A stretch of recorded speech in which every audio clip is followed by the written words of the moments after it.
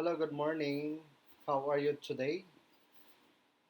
So, this morning, again, we'll be discussing now marriage and family. So, last meeting, I share with you a lecture about love, then with the assignment, especially the three theories, the commitment, intimacy, and the number three. And I think yung iba, ang ganda yung reflection, and I hope na-submit na ninyo. So once again this morning, we'll be discussing about marriage and family. So what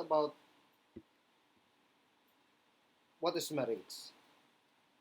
So by definition, marriage is a humankind's most basic and the oldest social unit is the family. It is a social institution primarily established by the society to ensure its continuity and to regulate the sexual behavior and its members. Then the family is the primary group where the child is initially socialized and initiated in the ways of life of his group. The family provides child's social, psychological, emotional needs, warmth, intimacy, affection, love, nurturance, care, and security. So that's the nature and definition of marriage. It is the most basic and oldest social unit. Then from the family to marriage, then we started with love. I have read one very inspiring sharing or reflection about the theory of love, attraction, intimacy. Then, according to her, they have the parang it's like a social distancing relationship. Ang isa daw sa Medina, ang isa dito, then from attractiveness, then they become, there was an passion, then the intimacy. Then later on, because it's the will of God, sila yung nagkatuluyan. Now, kaya nga nagkaroon sila ng pamilya, of course, nagpakasal muna. Okay, that's all about family and marriage. Then according to the family code in the Philippines, when I talk about marriage, it is a special contract of permanent union between man and a woman entered into in accordance with the law for the establishment of conjugal and family life. It is the foundation of the family, an inviolable social institution whose nature, consequences, and incidents are governed by law and not subject to stipulation, except that marriage within the limits provided by this code. So therefore, if it is a union, itong marriage na ito, if it is a union, man, woman, the united as a union, kaya nga marriage is 1 plus 1 is equal to 1 because it's union, it's a complementary of a man and a woman. Okay? Of course, sabi nga, it is in accordance with the law. So that was written in the family codes in our country. Next, what about this marriage? It is another human construction to ensure continuity of the family and eventual perpetuation of the human species. So continuation. Kaya nga one of the reason why we get married is to procreate.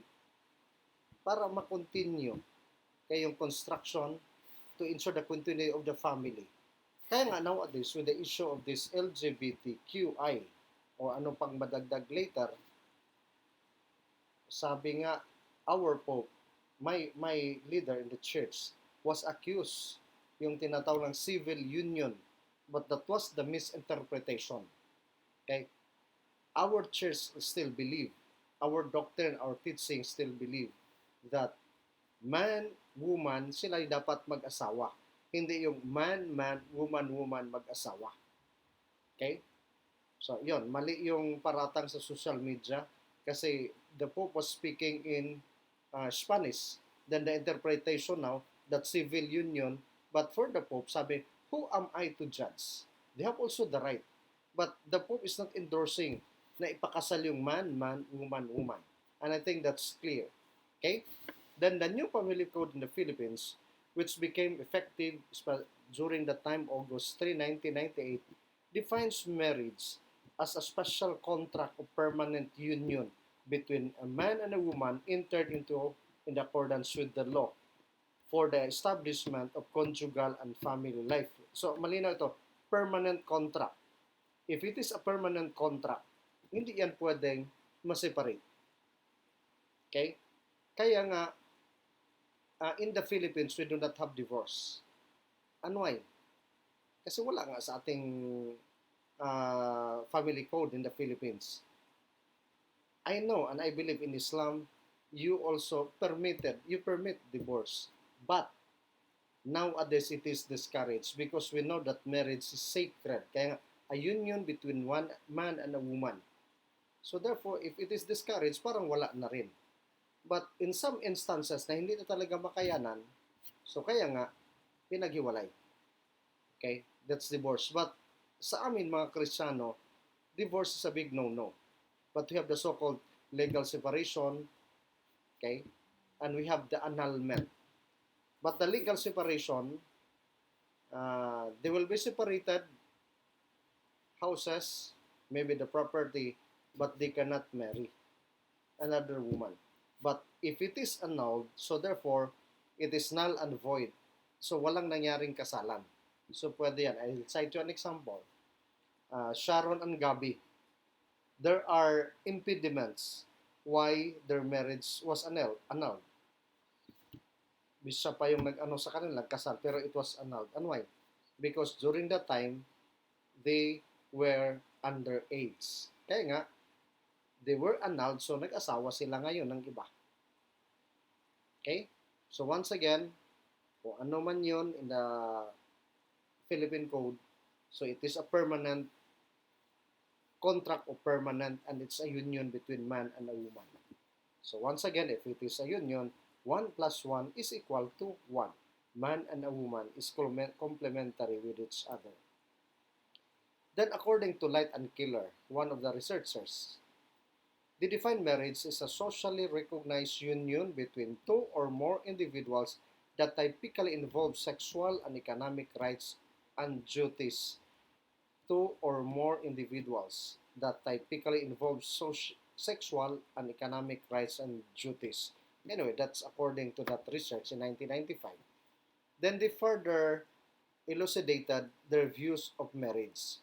According to them, marriage is a business partnership. In as much as a romantic fairy tale, it involves compromises, division of labors, specializations, financial arrangement, and communication system. So this is very clear, and it can be helpful also in our study, in our course. So once again, according to Killer as well as Light, it involves compromises. So what is compromises? Yung win-win ba? Okay, situation. Then, of course, romantic fairy tale. Then, the division of labor. When I talk about division of labor, sana yung may mga asawa dito, yung give and take. Okay, give and take. Kung si Mister, kailangan maglaba. Kailangan magluto. Dapat tanggalin na yung tinatawag nating the macho image, the macho mentality. Kasi karamihan nga sa kalalakihan, hindi ko trabahong maglaba, hindi ko trabahong magluto, pambabae lang yan. But now, that's a big no-no. That's why in our country, di ba, yung may God na tayo, yung gender and development, may budget na. Ano ay? Para matauhan tayo itong mga lalaki na, sabi nga sa Cebuano, walay mga pulos, wailos po. Ano ay? Babae lang, grabing trabaho. But ito, according to the study, division of labor. Then, specialization and financial arrangement. In this financial arrangement, ang punto dito, the wife should be dapat, sabi natin noon in our discussion, is an administrator, a treasurer. The husband is a provider. Pero depende yan sa arrangement. Okay? Kaya nga, lahat na income doon sa asawa. Income niya, income ko, sa kanya lahat. Okay? Kasi sa amin, especially the Christians, we have the symbol, yung array, yung pera, na take this array as a symbol of my love. Ihuhulog sa babae kasi ang babae yung tagahawak ng pera. And I think in Islam, depende rin sa arrangement, dapat doon sa babae ang administrator, ang treasurer. Okay? Kami ang lalaki provider lang. Okay? So that's the division of labor, the financial also arrangement. And of course, the communication system. Communication in marriage is really very important. Okay? Sabi nga, according to one of the authors, love grows if there is communication. But there are times with the so-called miscommunication, ayun yun, magkalabo-labo. Ayaw makinig, pinairal yung pride, so magka-problema. Okay? So that's according to Light and Killer. Then, take note on this, especially those who are single, mga single pa. Okay? Before getting married, a couple should, tingnan nyo, should, letter A, accumulate money for marriage expenses and housing. Kaya nga yung iba, sige padalos-dalos, but wag magpadalos-dalos, especially those wala pang asawa. Okay?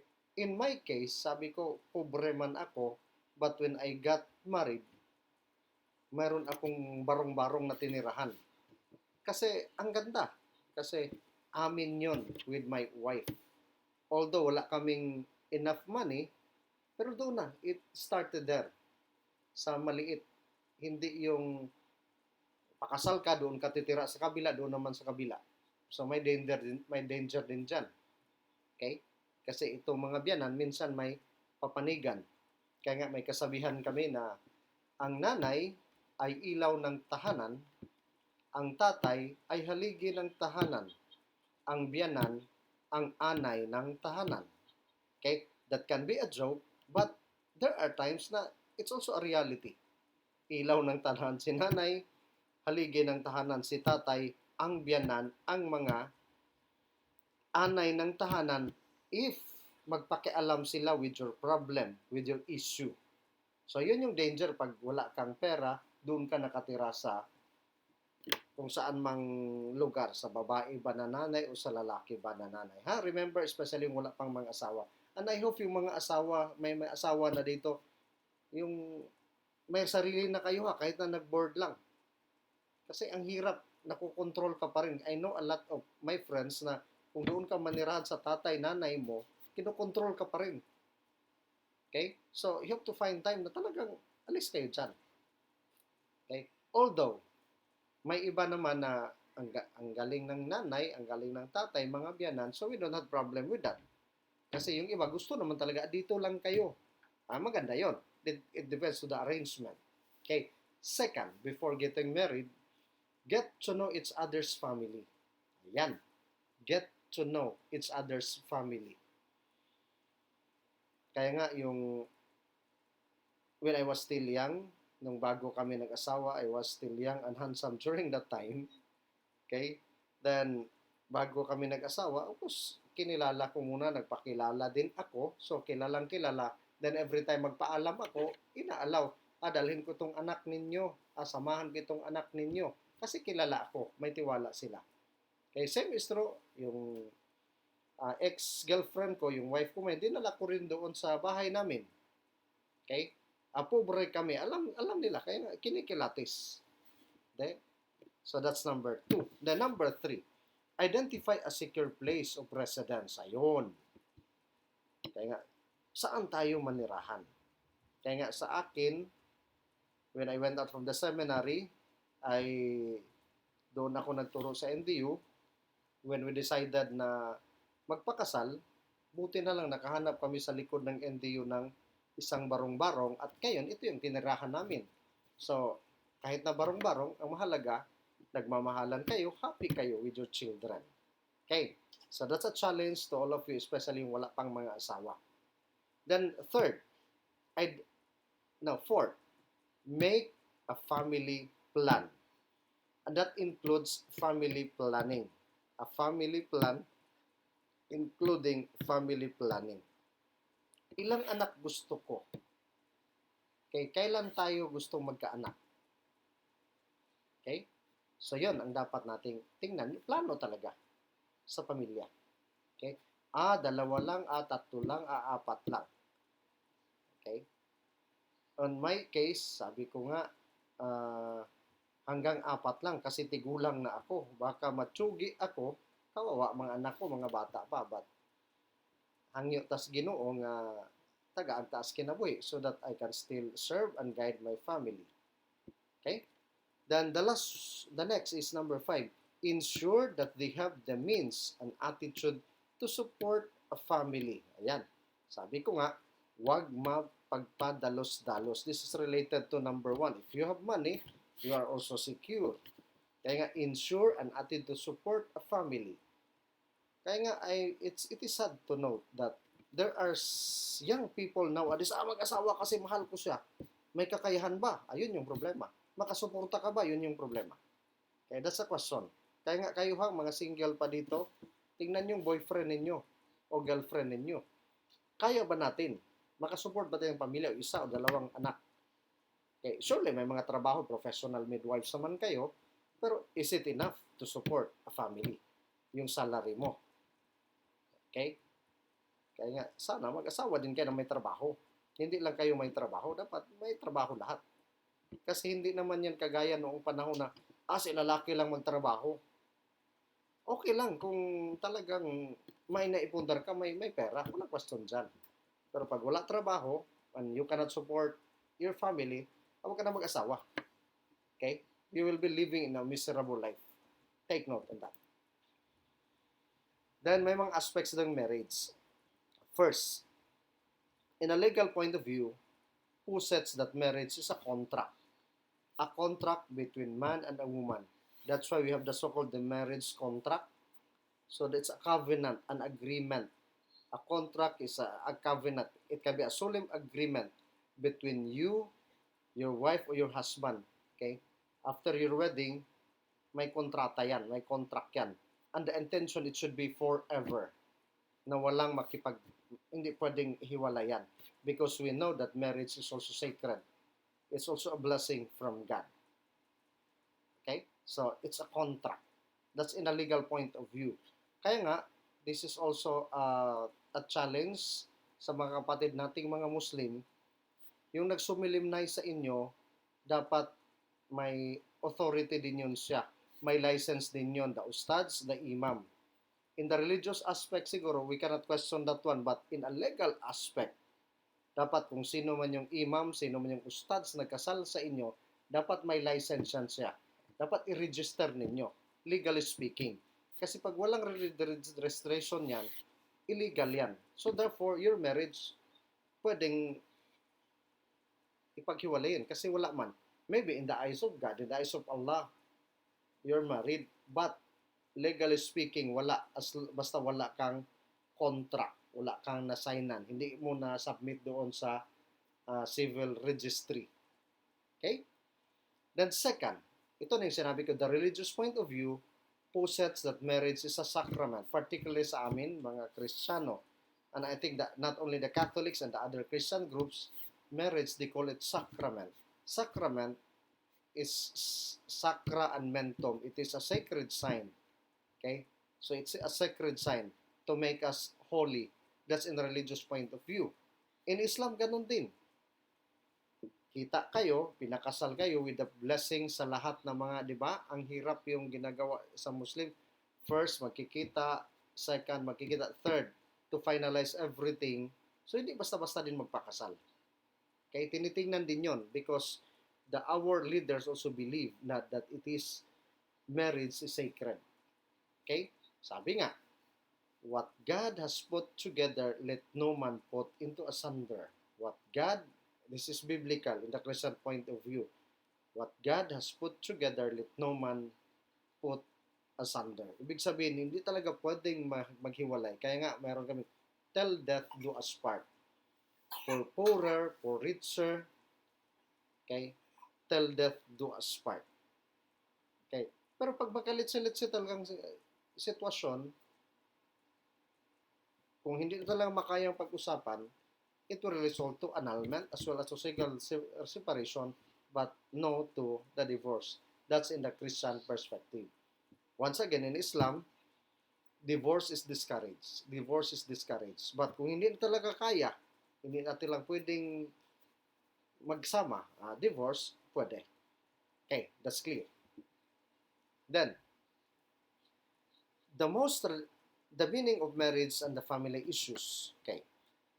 A, the most traditional social norms that views marriage as a sacred phenomenon.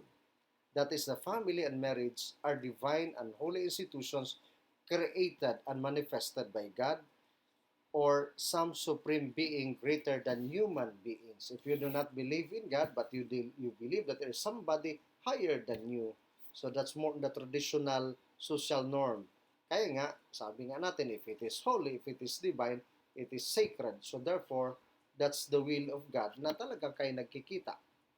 Kagaya yung sabi ko ka, example ni ma'am, okay lang ma'am ha, Monera, na i-mention kita, long distance relationship, but because God bless sa inyo dalawa, so kayo talagang nagkatuluyan. That's a blessing from God. Okay?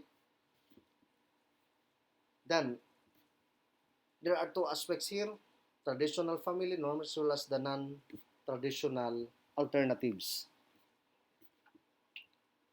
Number one, legally sa kabila naman, singlehood, never married, non-marital cohabitation. So may mga ganon din, no?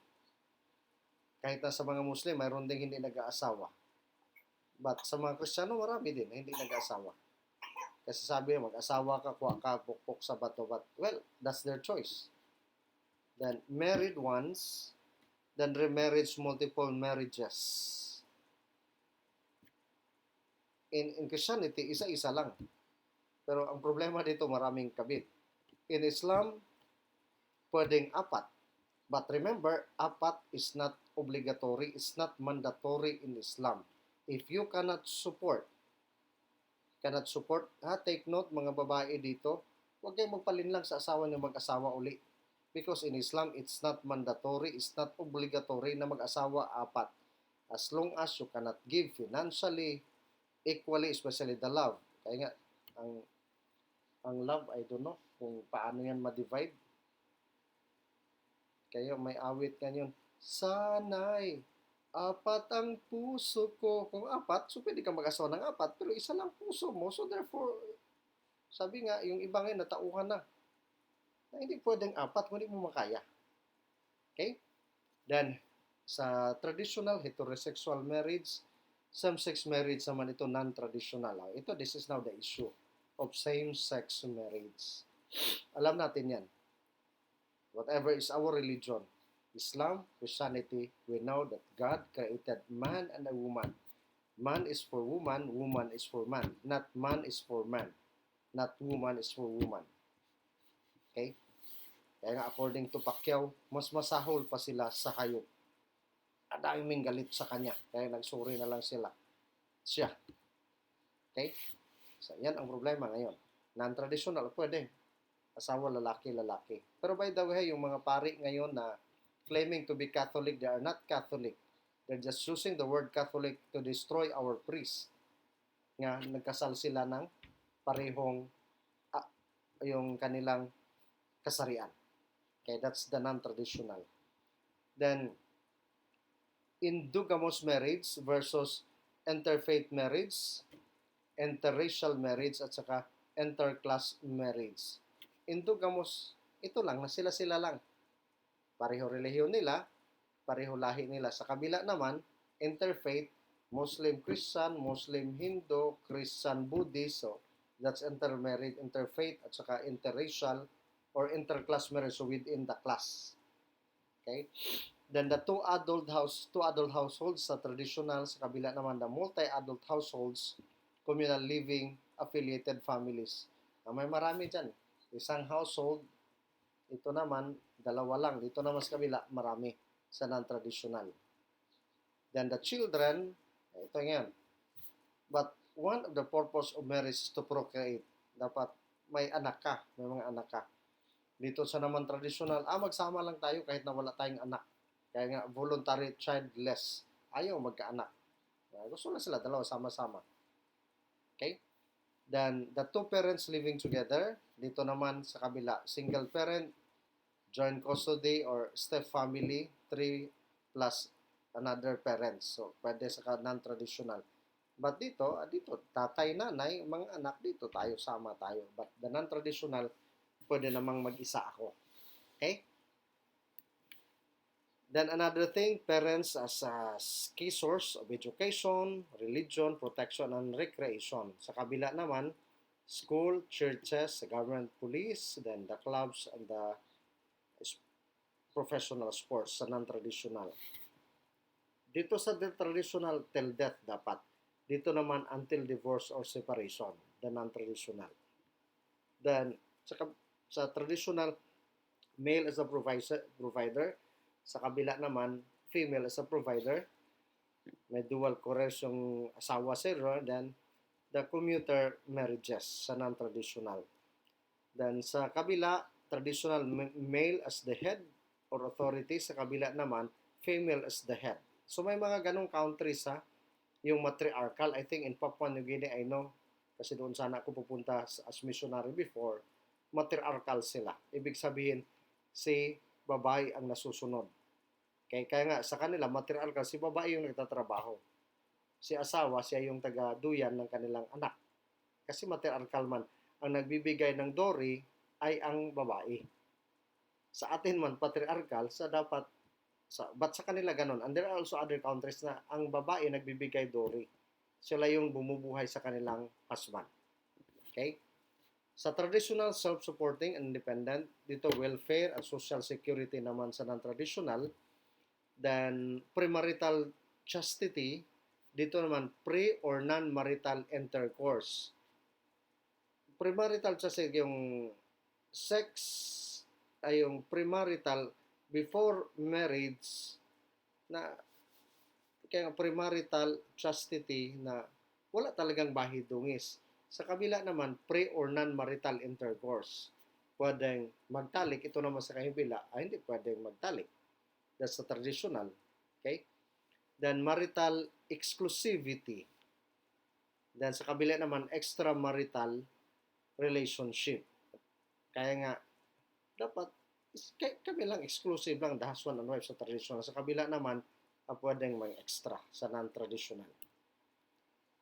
Then, the second, traditional norm views that the meaning of marriage and family as centering primary on social obligations. So, social obligations. Kaya nga, mag-asawa, may obligasyon talaga. Then the third, meaning of marriage suggests that families and marital relationship exist for the individual. So once again, marriage suggests that families and the marital relationship exist for the individual. That's the third. Then the important legal matters on marriage. Letter A is the essential requisites for marriage. The Family Code of the Philippines provides in Article 2, no marriage shall be valid unless these essential requisites are present. Take note this essential requisite. A, number 1, legal capacity of contracting parties. So in the Philippines, in our code, dapat 18 years old and above. Dapat. And who must be a male or female. Pag below, hindi pwede. Pag 18 and above, like my wife, when we got married, 23, 24 siya during that time, so kailangan pang nandoon yung parents sa punta pa kami, may consent pa. Kasi pag 25 naman above, bahala na, wala parents. Ako, wala na akong consent kasi I'm older than my wife. 13 years yung gap namin. So, ang haba-haba. But sabi nga, age does not matter. What is important that you love each other. Okay? Then, second, requisites. Consent freely given in the presence of the solemnizing officer. Okay, consent. Na ginusto mo talaga.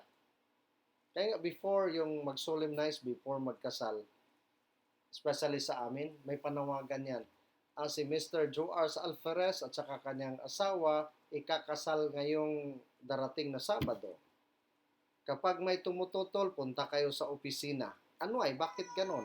Kasi dapat may consent. Okay? Letter B, the formal requisites. In Article 3 in the Family Code, the formal requisites of marriage are the authority of solemnizing officer. The question there, may authority ba yun siya? May license ba yun siya? Kaya nga sa amin, all priests, all pastors, may license yan. And hopefully, all the ustads and the imams na in Islam, dapat may license din yan sila. Then, a valid marriage license except in the cases provided in Chapter 2 in this title. A marriage ceremony which takes place with the appearance of the contracting parties before the solemn officer under personal declaration that they take each other as husband and wife in the presence of not less than 2 witnesses of legal age. So, okay lang. Kung ako, 50 na ako, 40 yung asawa ko, kahit na dalawa lang yung aming witness, okay lang. Okay, pwede yun. Okay? Then, Article 4. The absence of any essential or formal requisite shall render marriage void ab initio or void from the beginning except as stated in Article 35. Ibig sabihin, if it is void, so walang nangyaring kasal kung yung mga requisites din may mga violation.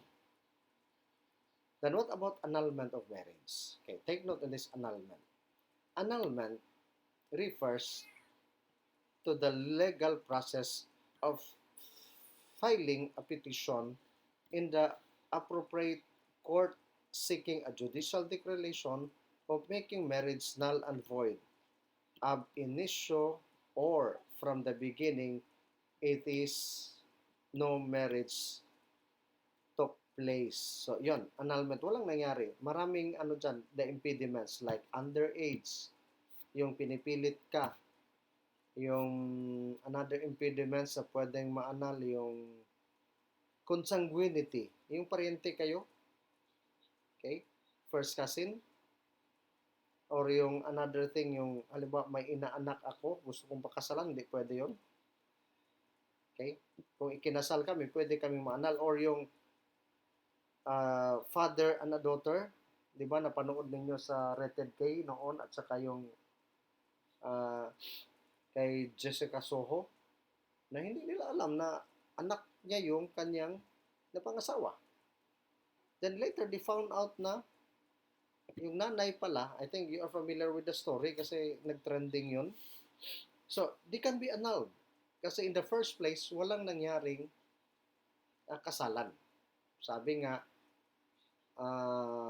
ab initio, it's null and void. Okay, walang nangyaring kasalan. Okay. Ulitin ko yung shotgun marriage, yung pinilit ka. Kasi walang sa pilitan yan. Sabi nga na, it is a contract na with consent yan na magpakasal ka. Then Article 45 enumerates the grounds for annulment. So marami. Okay? Nabanggit natin yung iba. 18 years old yung age, either party was unsound mind. Kaya nga minsan mag-file yung iba ng annulment, yung psychological incapacity. Ito yung mga unsound mind. Wala sa matinong pag-iisip. The consent of other party was obtained by fraud, force, or intimidation. Yung sabi ko, the shotgun marriage, or yung minsan mayroon tayong male bride. Yung minsan iba nagpanggap lang, nagproxy lang. So yan. Then either party was physically incapable of consummating the marriage with the other. Okay? Incapable in commission with the other. Then either party was inflicted with sexually transmitted disease from to be serious or incurable. Itong una, itong sinasa either party was physically incapable. Halimbawa, impotent pala si lalaki. Hindi siya nag-share sa kanyang husband. Then, after marriage, doon na patunayan, oy, si Manoy, wala palang kakayahan.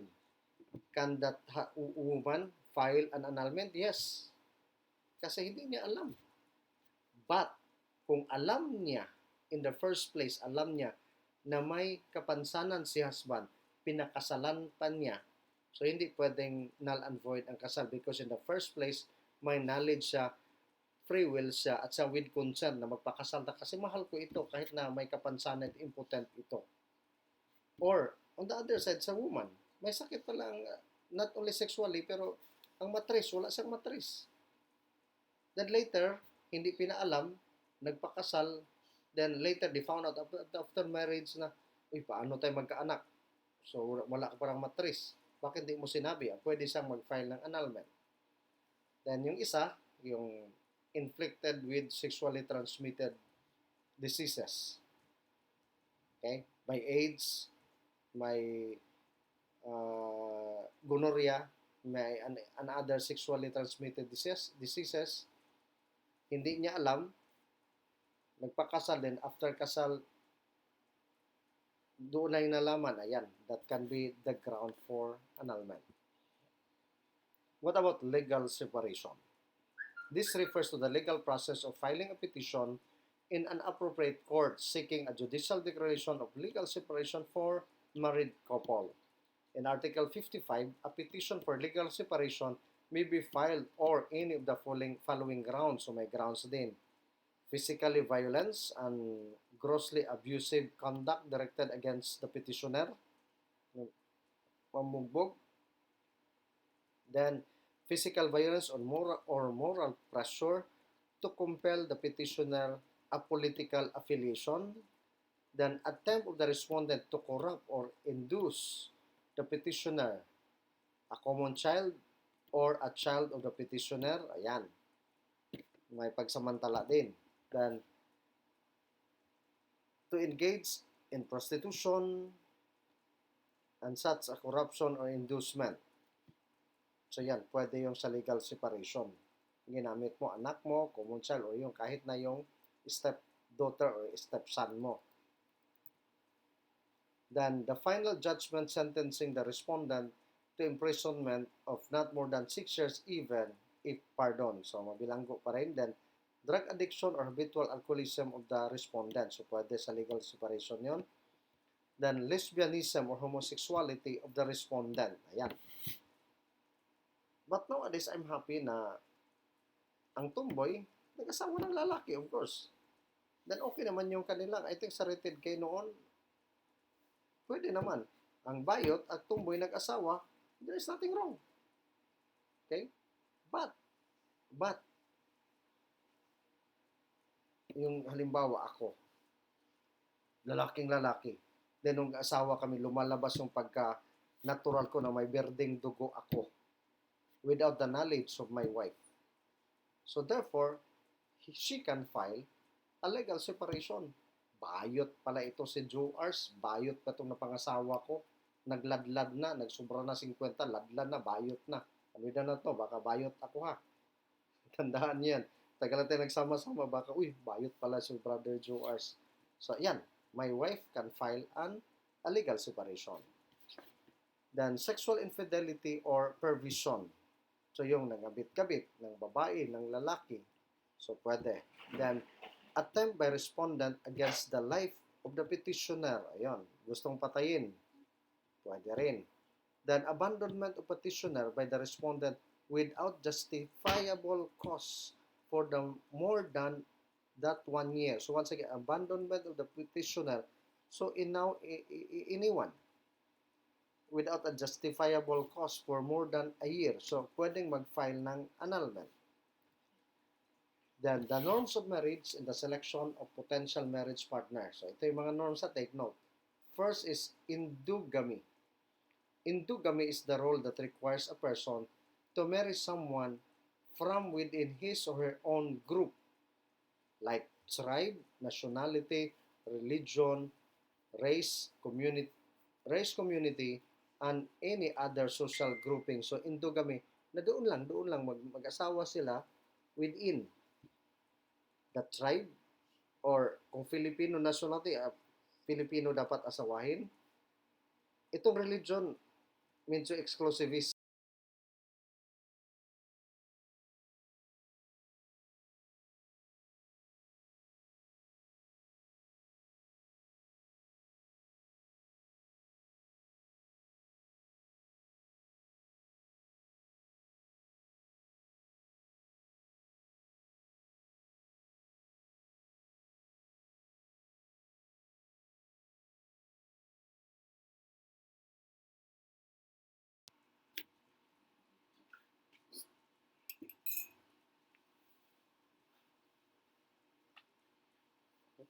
Continue.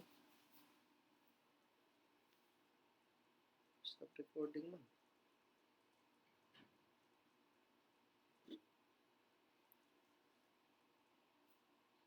So continue.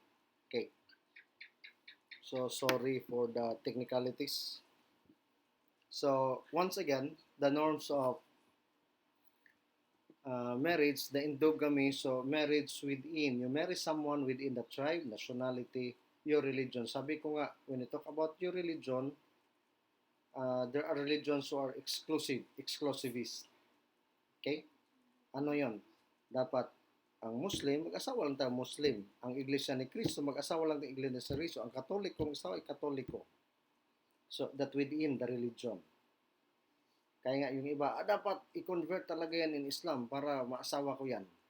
Pero yung iba, sabi nga natin, dapat interreligious. To be interreligious, you have to respect other religion. When you talk about love, wala yan sa religion. But here, endogamy, pag doon ta sa religion mo, doon ka sa religion mo. Huwag ka nang mangligaw ng iba. Huwag ka nang magpaligaw din ng ibang relihiyon kung yun talaga sa endogamy. So that's the norms of marriage in the selection of partner. Then, exogamy, this is the rule that requires a person to marry someone from outside his or her own group. Ayan, pwede na itong exogamy. The endogamy within, dito naman the exogamy, pwede naman outside the group. Okay, it can be a foreigner, it can be other religion, other race, so pwede exogamy. Then, sororate, prescribe that a widower marry the sister or the nearest kin of the deceased wife. So may mga ganun na. So once again, sororate, prescribe that a widower marry the sister or nearest kin of his deceased wife. Namatay ang asawa, mayroong pa kasunod doon na ano, so pwedeng asawahin uli. So may mga ganun din, especially mga tribal groups, may mga ganun din. Kasi that's also part of the selection of partners. Then, levirate prescribes that the widows marry the brother nearest kin of the deceased husband. So, sororate, ito yung sa babae. Ito naman sa levirate, sa lalaki naman. Kung ako namatay, ang asawa ko, mayroon akong kapatid na ano, pwedeng asawahin yon. That's levirate. Sororate, sa babae naman yun. Ditong levirate sa lalaki naman. I think that's clear. Then in the form of marriage, we have the so-called polygamy, monogamy. Monogamy, alam naman natin yan. It's a marriage, isa-isa lang. Mono is one. Polygamy, na dapat marami. One or more. Okay? Na nagpakasal ka. Yan. Ito na yung one union marriage within man marries one woman. That's monogamy. May bigamy naman. Bi, ibig sabihin two. As provided by the Philippine law, when a man marries more than one woman at a given time, which is considered a crime. Okay, yan. Alam mo, ako, nag-asawa ako. Alam ko may asawa din, nag-asawa ako ulit. So that's a crime. Pwede akong kasuhan. Kasi bawal yung bigamy. Okay? Next, polygamy. Take note of this. Under polygamy, we have the so-called polygyny. Polygyny is a marriage uniting one man to two or several women. Okay, polygyny. Kaya nga in Islam, it's not polygamy, it's polygyny. One man to four wives. If it is kaya. But remember, mga babae dito, mga Muslim, it's not obligatory, it's not mandatory that your husband will marry four wives. Okay? Malinaw yan sa inyo ha. In Islam, malinaw din yan. But there are times inaabuso kasi ito. inaabuso, pahambog sa mga kalalakihan. May mga friends ako, tricycle driver, maestro, 3 asawa ko. Tapos si ka-driver lang, Kristan yung pangatlo. Sabi ko, grabe naman, hindi nahiya. Okay? May mga ganon. Yung iba naman, mag-asawa, ipa-abroad.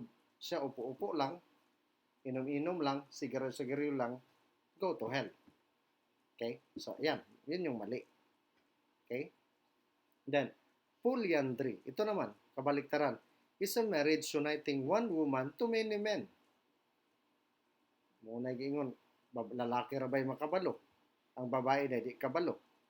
Kaya nga, there are times, ito namang babae ngayon, nag-iisip din, bakit allowed 4 wives? Ako, as woman, am I allowed also to have 4 husbands? Ayan, pwede ho dito.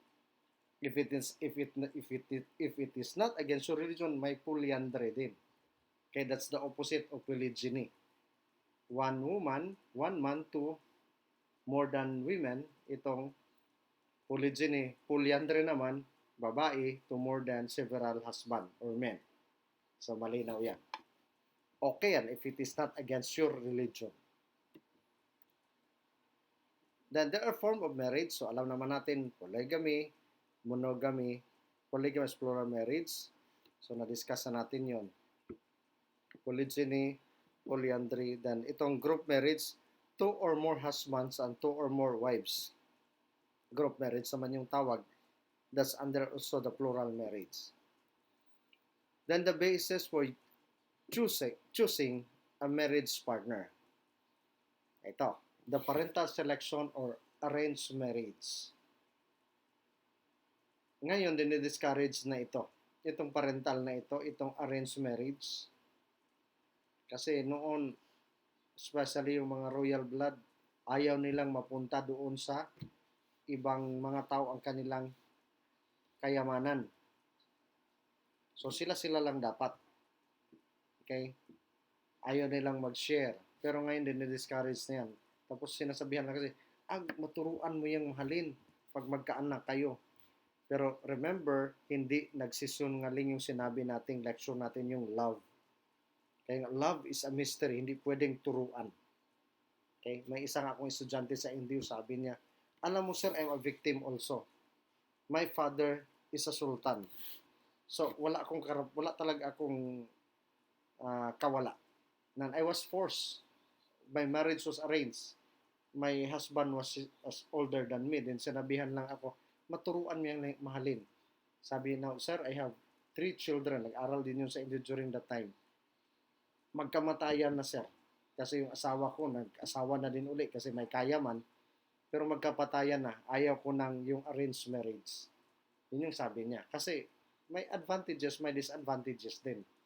Sabi, maturuan mahalin, hindi man nagsisungaling yung love. So, hindi naturuan. So, yan problema. Okay? Another basis of choosing a marriage partner is the romantic love. Romantic love has become an important basis for marriage in our society. It is a theme of the most popular songs, the subject of our movies and television shows, and made active in scores of popular books and magazine articles. So ito, marami kang mababasa, television, itong romantic love. Teleserye, makikita, Passion de Amore, that's romantic love. So yun. Kaya nga, ito yan. Ito yung piliin ko dapat.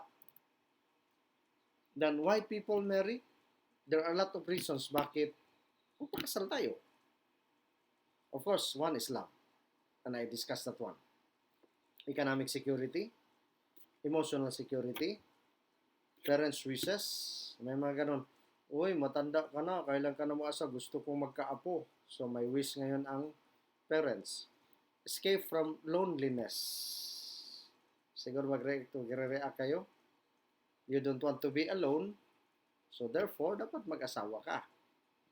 Then, you have the common interests.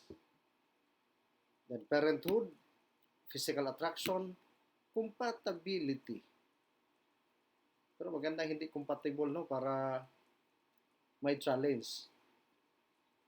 Then, marital bliss and happiness. Yan, masaya kayo. Then, unhappy home situation. Ito, especially the unhappy home situations. Yung iba to escape that hell sa kanilang pamilya, so mabuti mag-asawa na lang. But there are times, nag-asawa na another hell naman. So, nagka-problema tuloy. Okay?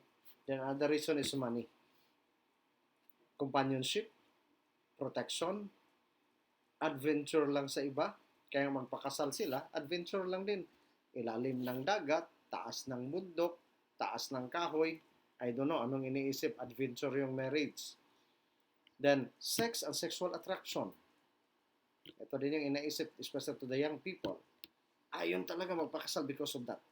Then, begetting and rearing of children. Well, that's a purpose of marriage. Acceptance of responsibility. Ayan, mas okay yan. Death of a former spouse. Namatay, gusto pang mag-asawa.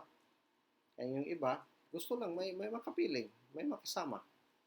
Kahit na matanda masyado, namatay ka sa mag-asawa pa rin. Kaya yung iba, minsan, lang na bato pinukpok sa ulo. Then, care and nurturance of happiness. Ayan, ang ganda din. Kaya nga, nag-aasawa yun. Ang mga tao. Then, the importance of marriage, take note on this. To have a permanent relationship with a person you love. I think no need to explain that one. To beget children and have happy family. So that's our intention. Then for economic and social upliftment or insurance. Kaya nga, kung nasa pamilya na. So ito yun, importante. Kung pumasok ka. Kaya nga, lumagay na ako sa tahimik. Sabi nga, si Mono, pag sure, lumagay ka sa tahimik. Hindi tahimik yun, pag sure. Okay? Baka lumagay ka sa hell, hindi sa katahimikan. Ano ay, take note. Magkaiba yung background ninyo. Then, nag-isa kayo, paano ka lumagay sa tahimik? Buti lang kung compatible kayo, buti man that you have everything. But what is important, if you love each other, kahit na magkaibang background, ayun, that's the challenge now. Okay? So, that's why that's an importance of marriage. Then now, we'll proceed to the definition of the family. The family is the basis of social institution and the primary group in society. Kaya nga, in our sociology, di ba, family is the smallest unit of the society. Sa amin, tinatawag itong sa simbahan, domestic church. A family is a domestic church. Okay? Then, according to Locke and Borges, they define family as a group of persons united by ties of marriage, blood or adoption, constituting a single household, interacting or communicating with each other in their respective social roles of husband and wife, mother and father, son, daughter, brother and sister, creating a common culture. And I think that's self-explanatory, according to the study in 1963 by Borges and Locke. Then according to Light, bumalik naman si Light, he also defines family as a group of people who are united by ties of marriage, ancestry, adoption, and who are recognized by community as constituting a single household and having a responsibility for rearing children. Another definition of Murdoch, he defines family as a social group characterized by common residence, economic cooperation, and reproduction. Then there are theories of perspective on the family. The first theory, in the fundamentalist perspective, they believe that the functionalists believe that if a society is to survive and maintain itself across time, certain essential functions must be performed. So that's the first theory. The function is regulation of sexual behavior. Then reproduction, biological maintenance, socialization, care and protection, social replacement or group status, then the social control, that's the function, the theory of the family in the perspective of functionalist. Second, in the conflict perspective, according to Jesse Spray in 1979, he said, agree with the fundamentalist position that a family, institution, or other groups in society are organized system of species survival. O, kaya nga species survival, para hindi maubos itong mga tao, kailangan mag-asawa. So that's agreement also the functionalist according to this conflict theories perspective. Then the third, symbolic interactionist perspective. A symbolic interactionist directs considerable attention to a symbolic environment in which people carry out their daily duties. Kaya nga, marriage is just like part of responsibility. They carry out their daily duties as a man or as a woman. That's according to the symbolic interactionist perspective. Then, we'll proceed to the patterns of the family organization. Take note, patterns on the family organization. Based on the internal organization of membership, we have the so-called the nuclear family. In your sociology before, you still remember nuclear family? So it is composed of husband and wife and their children and a union recognized by other members of the society. So that's your husband and wife plus children is nuclear family. So under that nuclear family, the family of orientation is a family into which a person is born and where he or she is reared or socialized. That's family orientation. So alagaan, dyan siya talaga lumaki. Then family procreation. It is the family that such a person established through marriage and consists of husband and wife, sons and daughter. That's a family procreation. So that's under nuclear family. Then extended family, you're also familiar with the extended family. It is composed of two or more nuclear families, economically and socially related to each other. That's according to Lenton and Murdoch in 1949. There are two types of nuclear family. The conjugal as well as the consanguineal family.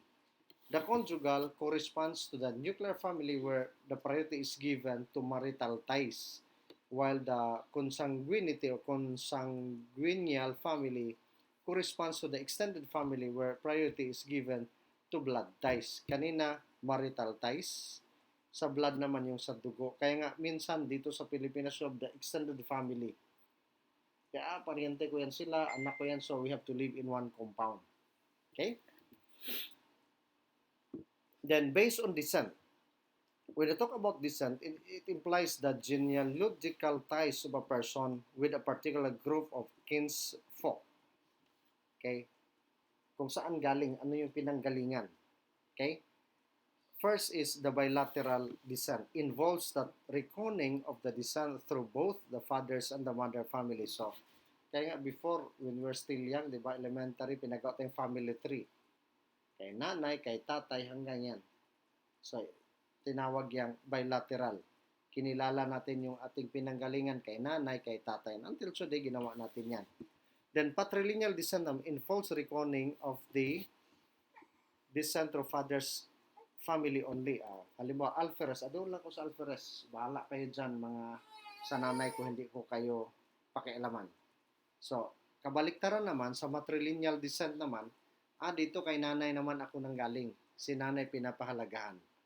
So, that's based from descent. Pero sa atin, sa Pilipinas, side ni nanay, side ni tatay, pinapahalaga natin kasi doon tayo nanggaling yung descent natin.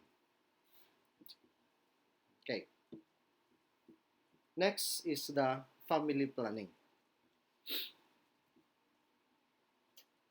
We know already this one because you are all midwives. So this is just a sort of refresher course when we talk about the family planning. The concepts to master, alam na alam niyo what is family planning, responsible parenthood, which is one of our subject. We'll be discussing that one later. Population education, sex education, contraception, as well as the contraceptive devices. So let's review on this. So when you talk about family planning, experts define family planning as a process by which responsible and mature couples, if they wish, determine themselves the timing, the proper spacing, and the number of children born to them. Family planning involves three main aspects. So yun, plano ilan gusto nating magkaroon ng anak. So, ayun. Then, there are 3 aspects: responsible parenthood, proper spacing of children, and birth control. So, alam na alam ninyo yan. Fast track lang natin yan. Involves also the rational utilization of the effective contraceptive methods. But, well, dito this is values education, especially itong the contraceptives. From the word it itself, contraceptives. So, it's against, so, kinukontra before the conception. You as midwives, alam ninyo yon. We have a lot of contraceptives. Pero minsan sabi ninyo, trabaho lang, walang personalan. But our religion would tell us na it is wrong, it is immoral. Whether you are Islam, you are Christian, especially if you are Catholic. Okay? From the word kontra nga, kinukontra mo before conception. Okay? Bago mabuntis, use the contraceptives. At marami kayong alam dyan. So, hindi natin elaborate yan. But, in this values education, alam natin na mali yun. Pero sa inyo, trabaho lang, walang personalan. Kaya ngayon, punta kayo sa community, namimigay ka ng condom, namimigay ka ng pills. But I think your conscience will tell you, no, it should not be. Kaya nga in Islam, bakit mag-asawa ng marami para magkaroon ng maraming anak? Kaya bakit pigilan? Kaya nga doon na yung papasok family planning in values education, na doon tayo sa what is natural. What is natural? Remember, in Islam, before kayo magtalik, di ba? Magdasal kayo. May isa nga akong kasama, kaibigan, na isang Muslim. Every time magtalik daw sila, magdasal sila. Pagkatapos, sinasabi, Bismillah. Bismillah. Magtawanan lang kami, but God, we know, that should be the center with that activity. Kaya nga, Bismillah, pagkatapos ng talik. So, bakit pigilan mo? Why use contraceptives? Kaya nga, yun na yung tingnan natin. Okay, wala itong personalan but our religion would tell us na may mali if you use contraceptives. Family planning, plano lang, but based on, dito binaba natin sa values on what is natural. And there are a lot, you know what is natural. Then may binanggit dyan na responsible parenthood means a responsible procreation of socialization of children. As responsible parents, married couples are prepared for their responsibility for rearing a child who can be properly fed, clothed, and educated. So yan, the basic needs, okay? Clothing, shelter, education. In that is, if you want to be a responsible parents, okay? Food, clothing, and shelter. Of course, education. Okay, tandaan natin yun. Then there are norms of family planning. In the sociological norms, family planning is a process whereby through interaction, married couples arrive to intelligent decision in the number of children they could provide with quality life. So yan, in the sociological norm. In my case, sabi ko nga, plano spacing, 4 years, yun talaga ang gap sa mga anak ko. Then, binibilang ko yan, pag bigyan ako ng haba-bubay, mas 70, at least survive na yung anak ko. Pero kung matsugi ako ngayon, kawawa yung anak ko. Pero happy kasi mas bata pa mga asawa and I think they will survive. Okay. Then, in the medical norms, the family planning through the use of contraceptives provides protection against unwanted pregnancy. Contraceptives work to prevent the meeting of the egg cell and the sperm cell. Family planning is concerned. Hindi natin, alam ninyo yan. Yung medical norms. Dapat ang egg cell, sperm cell, dapat may magharang dyan para hindi siya mabuo ng zygote. So therefore, use these contraceptives. That's in the medical norms. And sociology naman, ang ganda. Okay? Intelligently, they use their mind to decide. Spacing, mapakain kaya, ma-educate kaya, etc. In the legal juridical norms, the government support the family planning is reflected in Article 14. The Philippine Constitution to achieve and maintain the population levels most conducive to the national welfare measures and assures the implementation have been made of the law and practice. The Labor Code of the Philippines requires the employer of more than 200 workers to provide the family planning services of their employees and their spouses. That's in the book. That's also in the article of the Philippine Constitution. May support dyan, but there are times na nung dumating itong RH law, reproductive health law, until now hindi pa na-lift. There is a TRO, there was a TRO, yung temporary restraining order, na wag muna. Wag muna. So, yun yung nangyari until ngayon, hindi pa na-lift yata yung TRO, nandyan pa rin. Kaya nga hindi na-implement yon yung the RH law. So, alam na alam natin yon, alam na alam nyo yon. Kaya nga, bawal talaga yon, especially sa ating values education. That's anti-life, itong RH law. Siguro may mga discussion pa tayo dyan later, is itong mga anti-life issues. So another norms is the ecclesiastical. From the word ecclesiastic, ecclesia, ibig sabihin the church. Take note. All major religions in the world believe the guiding principle that couple has the right to limit family size. So yan, we have the right to limit family size. The Roman Catholic Church is not against family planning, but categorically condemns the use of artificial methods as they are against the natural law. So malinaw yun sa aming punto. So, if it is artificial, so it's against natural. Okay?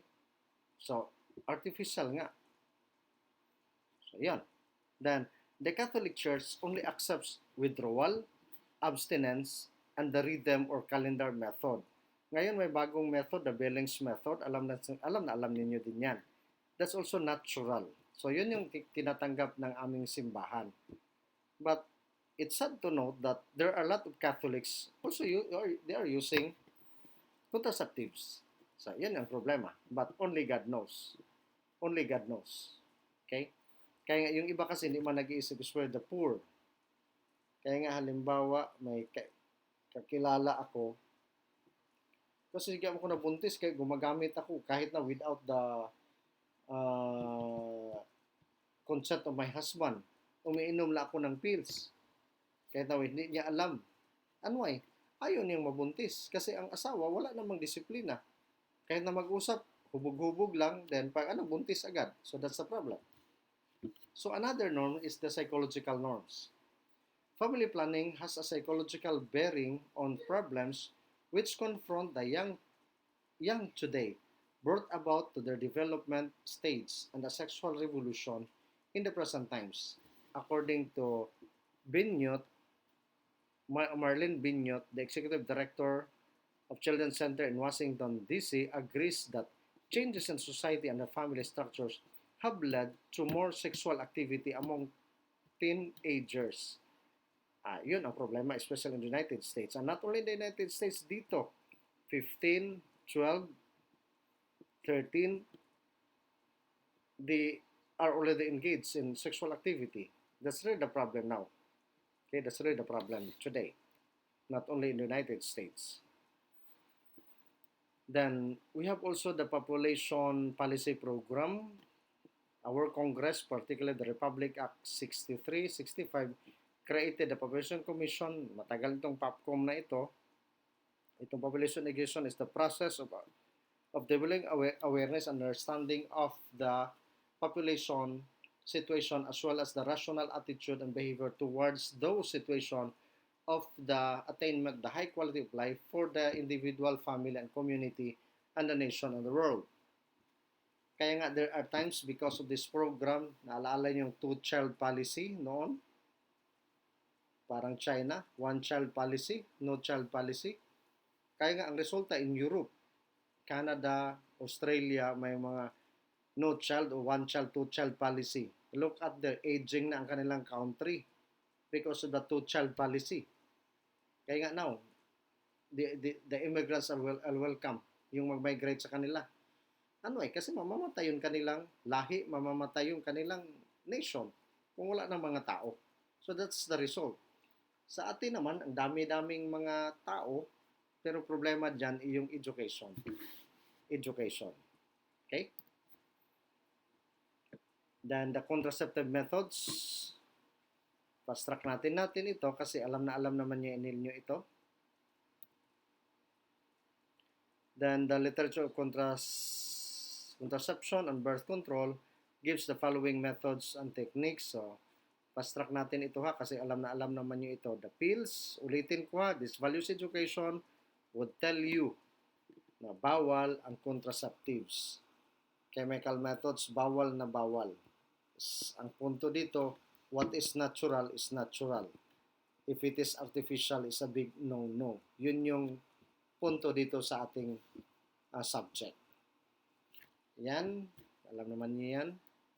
Then, the morning after pill, alam na niyo yan, kayo na mag-discuss dyan. Then, implants, alam niyo yan, dito yata yan nilalagay para hindi mabuntis yun si babae. But, you know the side effects. Okay, you know the side effects. Then, sterilization or surgical. Under that, itong ligation, tubal ligation. Then, the vasectomy. May study dito, and I was the advisor, na regarding vasectomy, fathers na nag-vasectomy, na mayroon ding mga kalalakihan ganon. But the side effects, yun yung problema.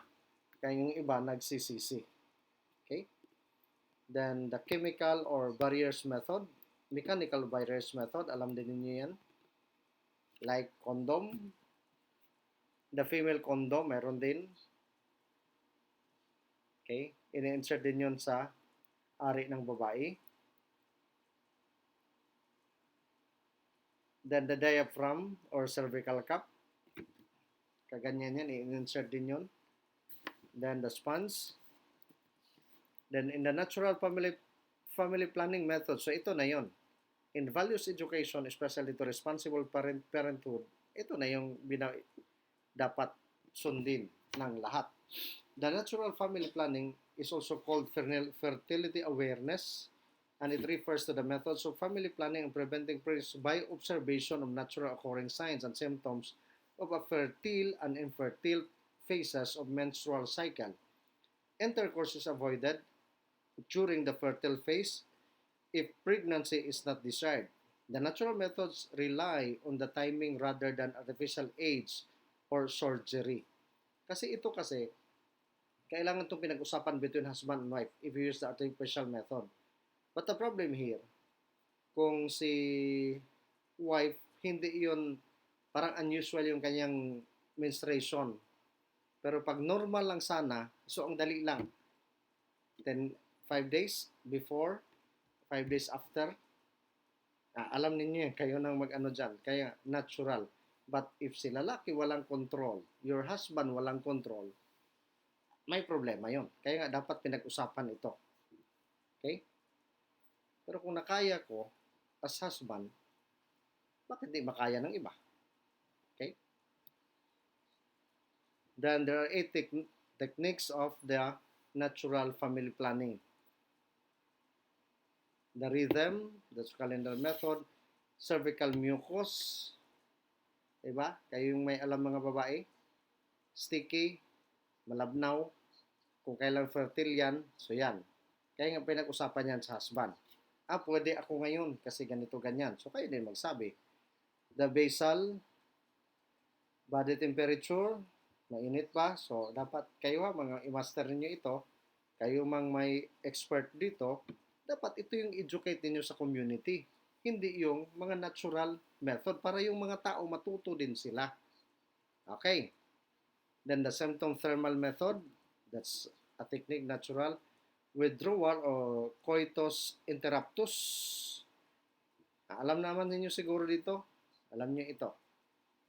Pero minsan siguro magsabi ko, uy, hindi man satisfied tayo dito, especially si babae. Hindi tayo nakarating sa climax. Pero depende din yan. Okay? Then the prolonged lactation or lactation amenorrhea or the lump. Ito yung pagpadede yata. Tama ba? This is considered natural contraceptive known to protect the woman from pregnancy for the 6 months. Ayan. Dapat yun. Yung nagdede. So talagang pwede. Okay?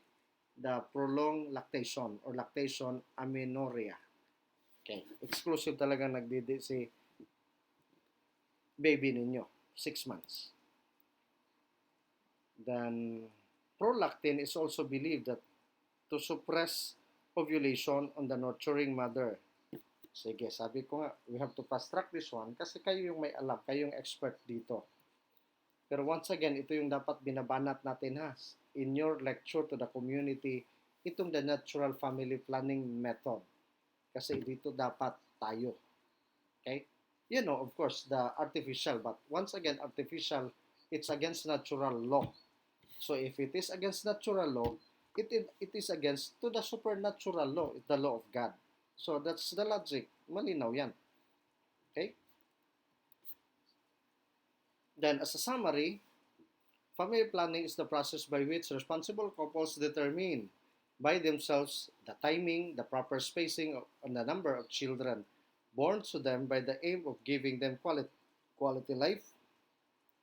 Involves 3 aspects: responsible parenthood, proper spacing of children, the birth control. Then there are several norms of the family plannings, like sociological, legal, and the rest. Then other aspects of family planning is the various methods and techniques. Then may mga research din. So with that, I hope you learned something. I know this some of this topic are refreshers to you as midwives, but I hope once again dito sa family planning, doon tayo sa doon tayo sa natural. Hindi tayo doon sa artificial. Okay lang ba? So I hope you learned something. So by December, so malapit na tayo din magtapos. So nasanayan na isa lang ating exam. Pero I think I have to give you a quiz about this family planning. I-send ko lang siguro. Identification, enumeration, essay of course. Then in return, balik nyo agad-agad. Kung halimbawa this coming week or by Thursday, mag-send ako. Then in the afternoon, anyway, mag-instruct lang ako sa ating group chat. In the afternoon, on that time, isubmit nyo sa akin. Pag malate ka, pasensya ka. Para may ano din tayo, hindi kayo magkopyahan. Sige. With that, maraming salamat sa inyong lahat. God bless you all. Sana naman wala ng pandemic para magkita-kita naman tayo at mabuhay tayong lahat. Dalaygon ang Diyos.